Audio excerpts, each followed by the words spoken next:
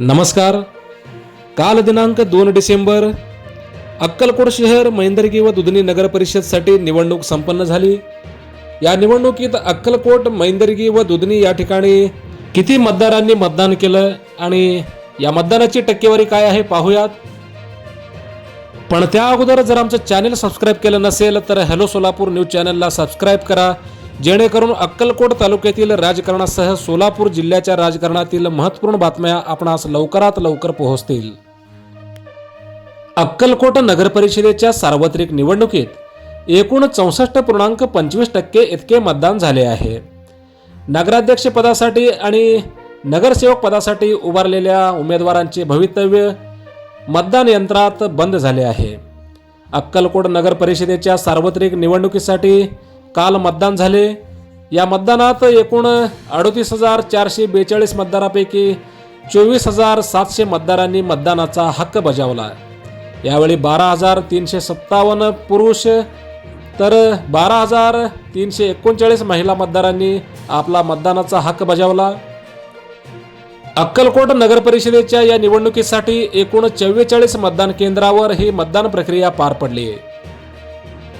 त्याचप्रमाणे अक्कलकोट तालुक्यातील मैंदर्गी नगर परिषदेसाठीही मतदान अतिशय चुरशीने झाली. या ठिकाणी देखील भारतीय जनता पार्टी विरुद्ध स्थानिक आघाडी असा थेट सामना रंगला होता.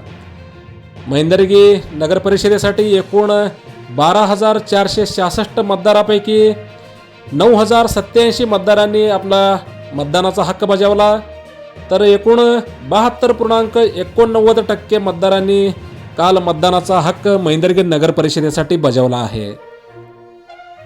मैंदर्गी नगर परिषदेच्या नगराध्यक्ष पदासाठी आणि नगरसेवक पदासाठी निवडणुकीच्या रिंगणात उतरलेल्या सर्व उमेदवारांचे भवितव्य आता मतदान पेटीत बंद झाले आहे. त्याचप्रमाणे अक्कलकोट तालुक्यासह संपूर्ण सोलापूर जिल्ह्यासह संपूर्ण राज्याचे लक्ष लागलेल्या अक्कलकोट तालुक्यातील दुधनी नगर परिषदेसाठी एकूण किती मतदान झाले पाहूयात. दुधनी नगर परिषदेसाठी एकूण मतदार 10,905 आहेत, तर एकूण या नगर परिषदेसाठी झालेलं मतदान 7,739 इतके आहे. या मतदानाची टक्केवारी एकूण 70.98% इतके आहे. दुधनीत एकूण 16 मतदान केंद्रावर एकूण 10,905 मतदारांपैकी 7,739 मतदारांनी मतदानाचा हक्क बजावला. दुधनी नगर परिषद निवडणुकीत 5,554 पुरुष मतदारांपैकी 3,980 मतदारांनी मतदान केलं, तर 5,350 महिला मतदारांपैकी 3,758 महिला मतदारांनी आपल्या मतदानाचा हक्क बजावला.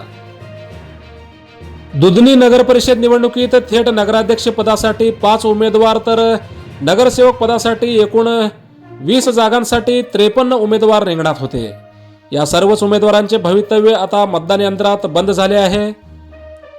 नागपूर खंडपीठाच्या निर्देशानुसार आता या निवडणुकांचा निकाल दिनांक 21 डिसेंबर रोजी लागण्याची शक्यता वर्तवण्यात येत आहे. आपण पाहत आहात हॅलो सोलापूर न्यूज. धन्यवाद.